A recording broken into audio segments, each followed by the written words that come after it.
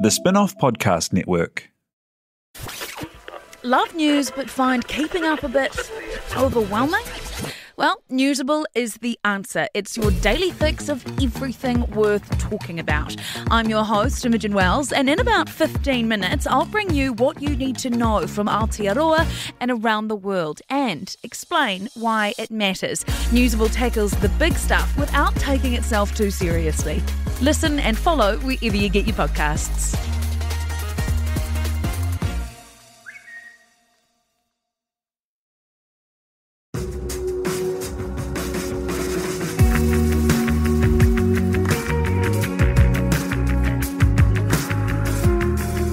You're listening to Business is Boring, a podcast that reckons it's anything but. Business is Boring is brought to you by SparkLab, offering inspiration and practical advice to help businesses find their edge.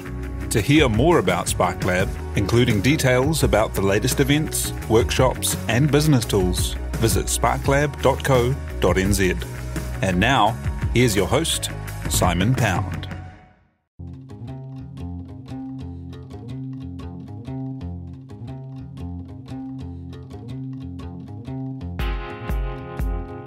You're listening to Business is Boring, a podcast that reckons it's anything but. Business is Boring is made by The Spin-off with help from Callaghan Innovation.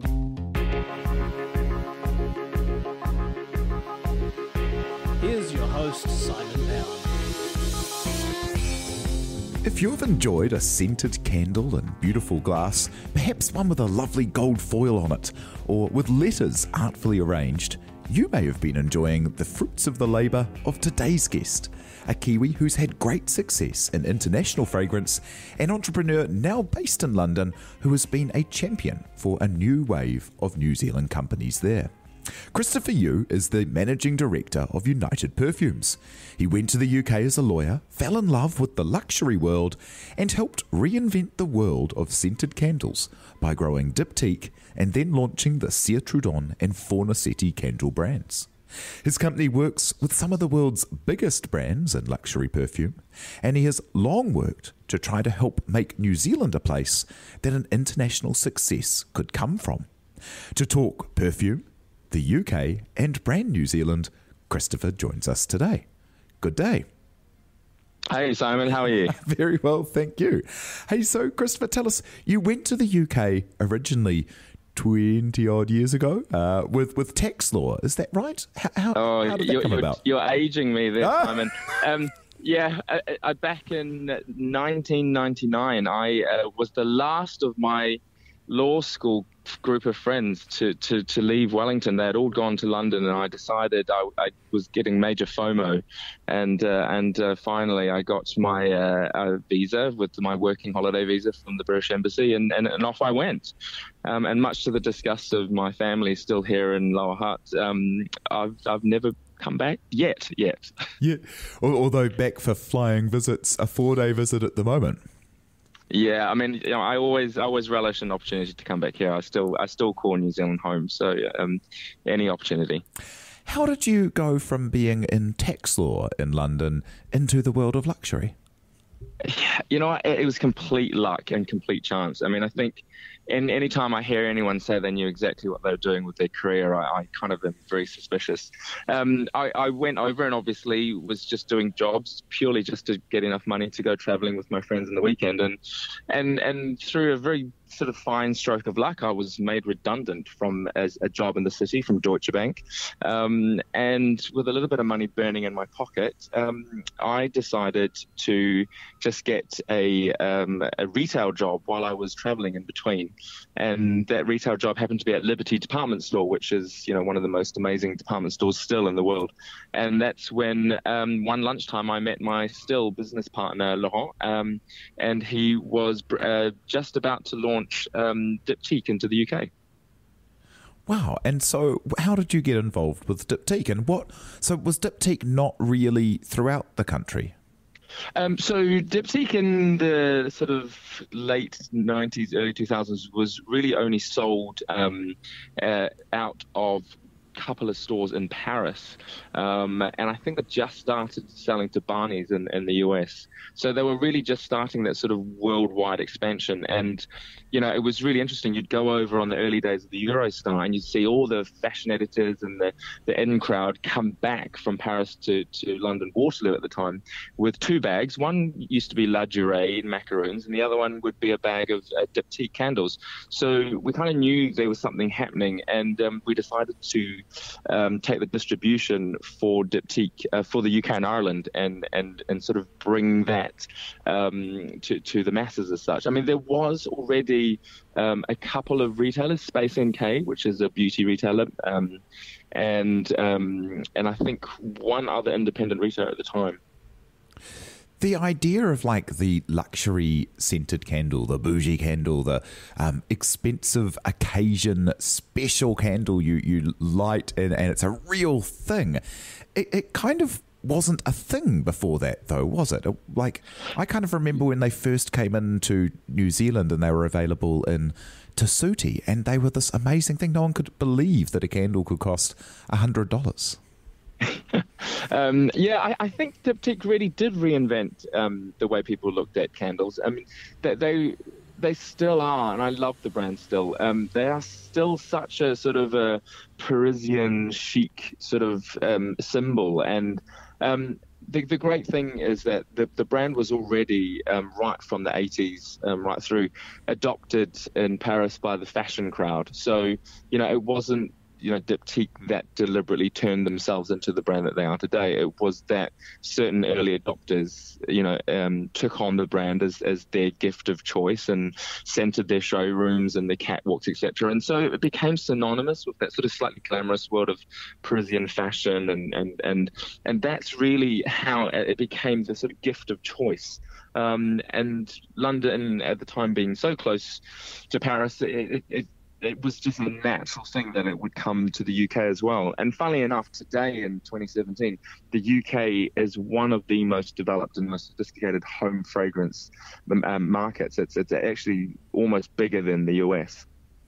Wow. And so when you saw that wave like leaving or taking off, if we're going to mix a metaphor there, that wave cresting, you jumped into it. What level was that kind of home fragrance market at when you started, and then where did you build it to with Diptyque?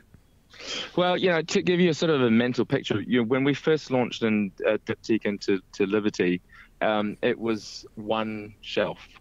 So one shelf, I think, of like 7-8 candles.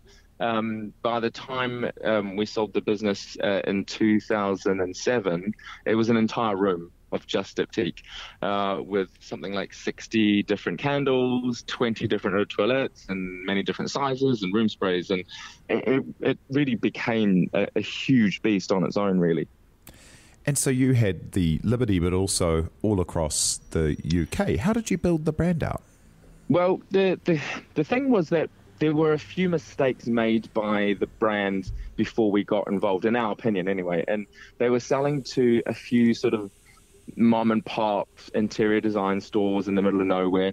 And what Laurent and I decided to do was really to start culling the number of doors, as we call it in the industry, the places that you could find it, and start limiting the distribution. It's one of those things where unconsciously, it wasn't really motivated from a snobbery point of view, but we felt like we could control it better if we were dealing with fewer stores, and also stores that we could really make sure that the brand was put on the shelf in the right way, always tidy and dusted, and simple, really basic retail rules. And so Liberty and Space NK were enough for us at that time, where we didn't have the resources. It was just sort of three of us. I was working every weekend at Liberty on the shop floor selling the product. So it was really a hustle. And so we just really made those choices to manage our own growth rather than trying to cater to too many different retailers at once. Having built it up to that level, was it a hard thing to sell? Were you excited to move into new things? Did you have another thing on the horizon? Again, if anyone tells you they ever know what they're doing, I mean, I think I would accuse them of being a liar. But we had no idea that the brand was going to be bought by a fund in Paris, and they were very kind enough to sort of say, look, the UK is the model market at the time. They wanted to model the US and France and Italy on what we had created as a distribution model in the UK. And so we were very flattered, and they offered us, full-time jobs to buy the company and then go work for them. And I think at that point, as anyone who works for themselves will probably tell you, it's really hard to go back to working for someone else. And so we decided to sell up lock, stock and barrel and start again. I mean, I was in my early 30s at the time, so I think I was still, quite happy to sort of start from the bottom again. Tell me about the relationship that you then formed with Cire Trudon and what you've gone on to do together with them. Yeah, Cire Trudon is another sort of, stroke of luck, story. I was in Antwerp, and we were looking at retailers for another brand we had just launched in Europe at the time, called Apothea from Los Angeles, from Fred Siegel. And we were looking for retailers, and I saw these green glasses that were just so beautiful, hand-blown, full of bubbles and imperfect, and these crazy fragrances that I couldn't quite understand. And there was only 3 different smells at the time. And so I tracked down I didn't buy one at the time, but I tracked down the company and I Googled them, as everybody does, and just dropped them an email saying, look, I just love what you're doing. It's so fresh. It's so interesting, good for you. And within minutes, literally minutes, I had the creative director and part owner of the company, Ramdan Terami, calling me and saying, look, let's talk.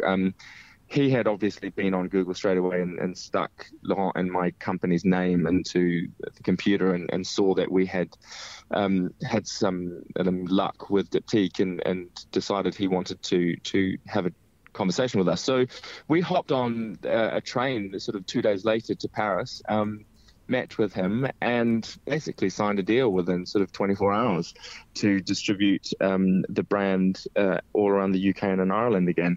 And little did we know at that time, Cire Trudon would really become the next Diptyque.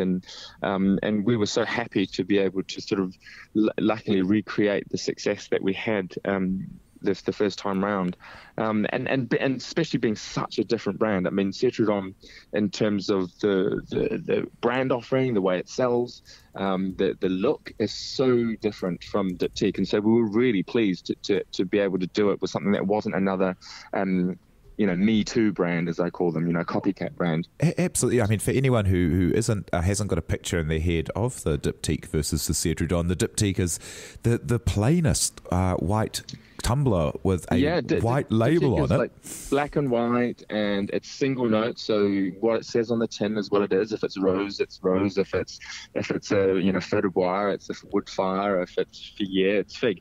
And so Cire Trudon came about telling historical stories. I mean, Cire Trudon is actually a brand from a factory that's been going since 1643. So making candles for both the Louis, Napoleon, all through Marie Antoinette's reign as well. So they were the official candle makers for the Catholic Church, weren't they, in France?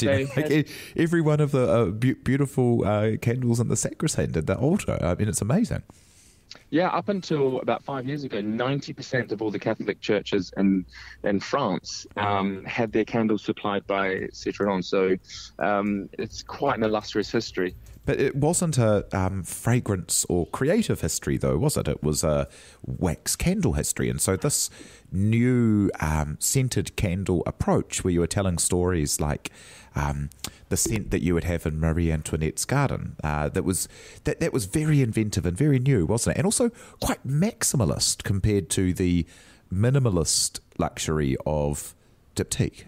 Yeah, absolutely. I think, like with all sort of brands and brand cycles and trends, they just go swinging from one end of the pendulum to the other. And Cire Trudon came about as a real antithesis to that pared down minimalist, almost 90s feel of Diptyque. And here Cire Trudon came about and said, here's the smell called Solus Rex, where we sent a perfumer with a perfume historian, Elizabeth Differdeau, to the mirrored hall in Versailles to sniff the parquet floor to recreate the smell of polished floorboards in this beautiful grand ballrooms. So it was a very maximalist view of fragrance as well as design and branding compared to what Diptyque was, and it just caught the imagination of the fashion crowd again, and they were early adopters. Karl Lagerfeld, being a lifelong Diptyque customer, suddenly swapped to Cire Trudon within a year of the relaunch of the brand. So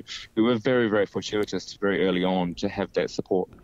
If people have encountered them here, they've likely encountered them at the World stores. And, trying to set the picture for people, if you walked up and you saw on a shelf a series of these beautiful glass with a gold foil on the front, and they'd be under these big glass cloches, and so that kind of theatre piece, we have to lift it off to smell them. Tell me about that. Is that something you design? Is that something purposeful, that theatre? Yeah, again, the theatre was, I think this is the thing about brands full stop, is that you can't fake authenticity. And with Cire Trudon, everything that the brand is known for now came out of a necessity or someone else's need for really actually very basic, honest, sort of retail type ideas, rather than trying to deliberately create theatre or deliberately create drama. So the glass cloches, the glass bells on top of the candles, was honest to God put there to trap the smell, but also keep the dust out. Yeah. Because we knew that it was going to be, sold in these sort of department store environments where there's, a million visitors a week and people touching things all the time. And we wanted to keep it pristine and looking beautiful. And same as if you look at some cheese under a glass bell, there's something very magical about a very basic block of cheese underneath a glass bell on a beautiful board. So, we took that idea of just keeping it clean and tidy and really maximizing your ability to smell the scent. With scented candles, a lot of the time when customers pick them up and smell them from the candle, they're smelling mostly wax and the base formula as well as the fragrance on top. So we wanted to give a much clearer idea of what the smell would be like when it's in the air burning. So a glass bell captures that scent, and all you need to do is lift up the glass bell, sniff inside the bell instead of the candle, and it gives you the idea of what it will smell like in your house. Is that something that's surprised you? I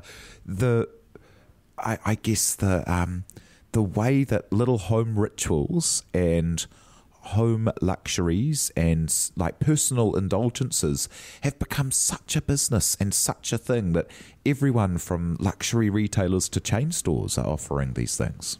Yeah, I mean, I always think if I knew the formula of why home fragrance became as big as it has, I certainly would be sharing that with a few people, or certainly my friends, and we'd be celebrating next to an infinity pool with all our millions, but we don't know why. I can only speculate, and my anecdotal sort of evidence hearing from customers is that as the world sort of spins faster and as life gets tougher, home becomes so much more important, and that sort of trend of food with Jamie Oliver in the 90s and people starting to really cook at home and understand ingredients and people buying, the champagne sales, going up because people buying bottles to take home rather than drinking in restaurants.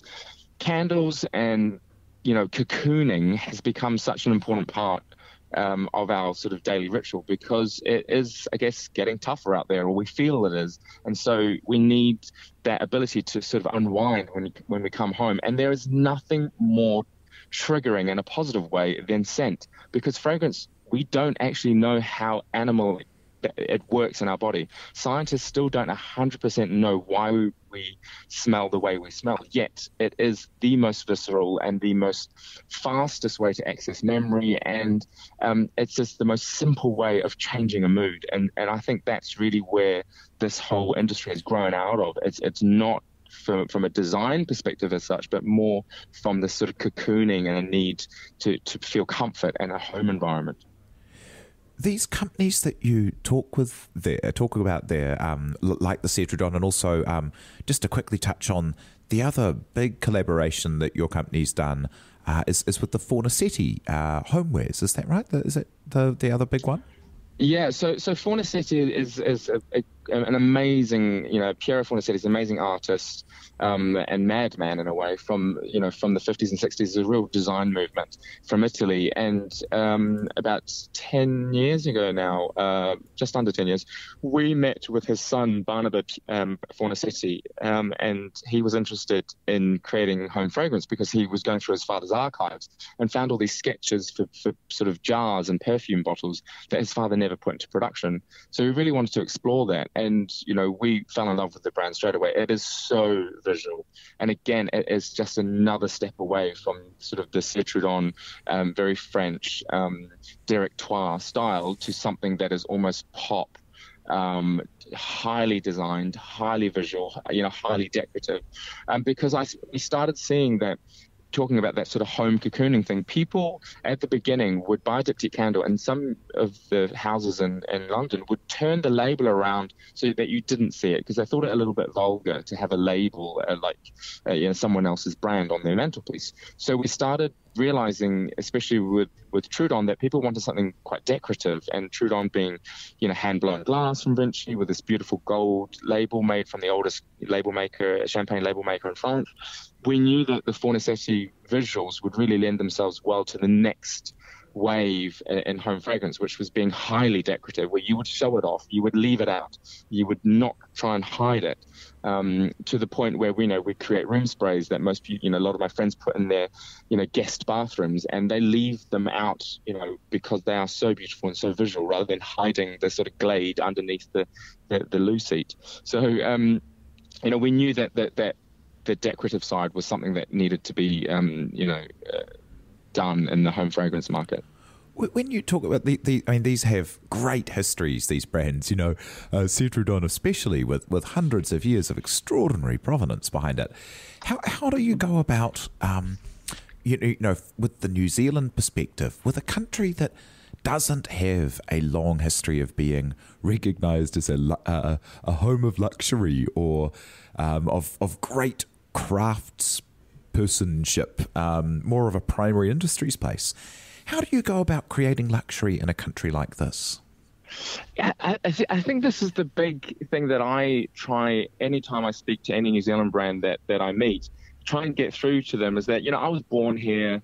I've been away for 17, 18 years now, and I look at New Zealand and I'm so proud of everything, and I'm so fascinated by how it's kept such a strong personality from an outsider's point of view. From anyone else overseas looks at New Zealand like this jewel, and then most New Zealanders here are like, I don't really know what's special about us. And I think that's, in a way, what makes New Zealand special, just to sort of be obtuse for a second, is that there's a certain naivety here, and that we don't know what we have. And I think with luxury, it is that gentleness and that non-pushy, non-traditional, in-your-face, old-school idea of luxury that makes this country so special. I mean, there's a reason why there are now more leading hotels, more SLH, whatever they call themselves, lodges in this country than any other country per capita, because there is this amazing, view of service in New Zealand that's really genuine and authentic, and there's a casualness that is non-threatening but at the same time relaxing, and that is the new luxury. And I think that's the way we've got to look at it as New Zealanders, is that not to ape the old luxury codes of Europe, which are, gold and gilded and maximalist, or looking at it that way, and more look at what we are great at and what is authentic about New Zealand. I think there's a huge history of craft in New Zealand. I mean, if we look at, our own history here in New Zealand with Māori culture, and, I literally have just been at Wainuiomata Marae this morning dropping off some flowers. My mum has a chain of florists, and so I was just doing some deliveries for her. And, I walked in and there is an immediate warmth and amazing feeling that I couldn't quite place. And then I quickly looked around and you could see all the cloths and the mats and the carving, and you think, okay, that is craft, and that those skills can be applied in in an aesthetic which would definitely have resonance with an international market. So I think, luxury for New Zealanders and New Zealand brands is really finding their own voice and not trying to be like the old codes of luxury of the old Europe, of France and Italy and the UK. And I think that's where New Zealanders find their success. If you look at our most successful exports in luxury, be it food like Peter Gordon or Karen Walker, and fashion, they've found their own aesthetic and they've really marched to their own, their own beat. And I think that's really where us as New Zealanders will find success overseas. Tell me a little bit about some of the stuff that that you do to try and help advance that idea of a New Zealand brand, because I first was introduced to you and you've been an amazing help and mentor and friend and sharer of information and wisdom and guidance for things that I've done with things that I've done with our Ingrid Starn stuff. But we were first introduced to you by Lucy Vincent, who has the beautiful Sans Cuticles, and Dion Nash of Triumph and Disaster, another really individual of New Zealand, but very international product. And they both had said that you'd been a great help to them along the way as well at times. I think it all goes back to that. I come from a family of immigrants. My parents on both sides came from China and Hong Kong in the 50s. And, they were really welcomed by New Zealand. And, I've been so blessed in that I talk about growing up here, never feeling racism, never, feeling marginalized and fully part of the country, and encouraged, to be individual and to encourage to celebrate both my Kiwiness but my Chineseness. And I think the way that I look at New Zealand now from an overseas point of view is that there is so much to share. And if anyone is interested in sharing what they've created here in New Zealand in an overseas market, I've always really wanted to help, purely because I believe in paying it back and paying it forward. And I think I truly believe that the next view and the next taste and trends will come from down under. I mean, no one in the early 90s would have predicted the influence of Scandinavia on interior design. I mean, they were the most surprised themselves. No one would have expected, back in the 80s, the influence of Japan on design and luxury. And so I truly believe that the next wave will come from New Zealand, and that comes from the bottom of my heart. And so when I meet amazing, small producers or, people on the cusp of exploding on the international market like yourselves, it really excites me. And so I try and get involved in a non sort of micromanaging way. And also I feel like it's helpful to share through the mistakes that I've made, to make sure that people don't make the same mistakes, because I was helped up, by other people with bigger brands than mine in the early days. And there's a wonderful British saying which I will always quote: "Standing on the shoulders of giants." And I truly believe that my success, if you put it, is down to everyone else who has helped me get there, and therefore there's absolutely a need in me to make sure that the New Zealand voice gets heard overseas. And to that end, what kind of advice do you give to, if someone's listening to this who has a beautiful, a special idea that they think needs a bigger market? Because $100 candles, there is not a big enough market in New Zealand for you to make a very successful company doing that here. You need to be thinking of London and Paris and New York from day one. What kind of advice do you give people with these dreams? That is very true. I mean, there's three things I will say. The first thing is there is absolutely a market in New Zealand. It's not as big. That's absolutely right. Population-wise, it's just not as big.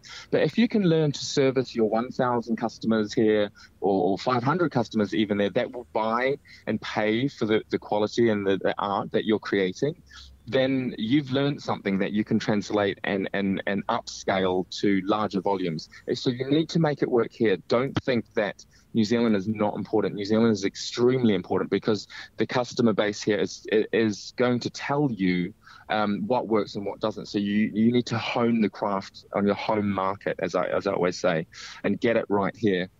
The second thing I will say is be brave. I think we've been told to be humble and taught to, that we're the littlest country in the bottom of the world for so long that we are less likely to shout about what's amazing about what we're doing. And I think bravery, just do it. I mean, that's the biggest piece of advice, is start. Go, make mistakes, come over to the UK, sell a few things, get it wrong, start again. The more you're doing it, the quicker you'll get to a position where the success will come. And I think the third thing is going back to that authenticity. I mean, you know your voice and stop worrying about what everyone else is doing overseas, and just believe in what you're creating here is the most amazing, unique thing. I mean, I have a real passion for the arts and performing arts, and I do a lot of work, charitable work in the UK with theatres there, and I'm about to start something here in Wellington in a sort of the charitable sense with the performing arts scene here. And it constantly makes me so proud when I see New Zealand brands or New Zealand theatre or New Zealand music in London just getting the most amazing, rapturous receptions. So stick to your guns and be, whatever you're passionate about is the truth, and that authenticity will definitely translate overseas. It may take a while and it may be hard, and we may make mistakes together getting there, but ultimately what the success will come down to is how authentic you are and how you stick to your guns. Oh, that's magic. Thank you very much for chatting to us today about that. We'll look forward to seeing what those next steps are with the Wellington Performing Arts. And thanks for being a lifeline to so many people who have headed over into the UK market. Thank you to Madeline Chapman for producing today, and thank you very much for listening. You've been listening to Business is Boring, presented by Simon Pound. And brought to you by The Spin-Off and Callaghan Innovation.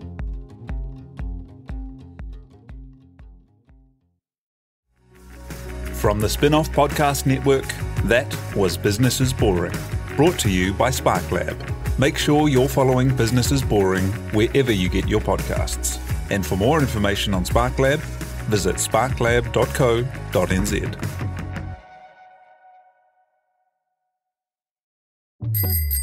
Ready to rediscover the joys of cycling? With over 300 kilometres of cycle paths across Tāmaki Makaurau, jumping on your bike and going for a ride is such a fun way to discover the city from a different perspective. Cycling is getting more and more popular across Auckland, so now's a great time to join the hype and give cycling a go. Head to at.govt/cycling to find your nearest cycleway today. The Spin-Off Podcast Network.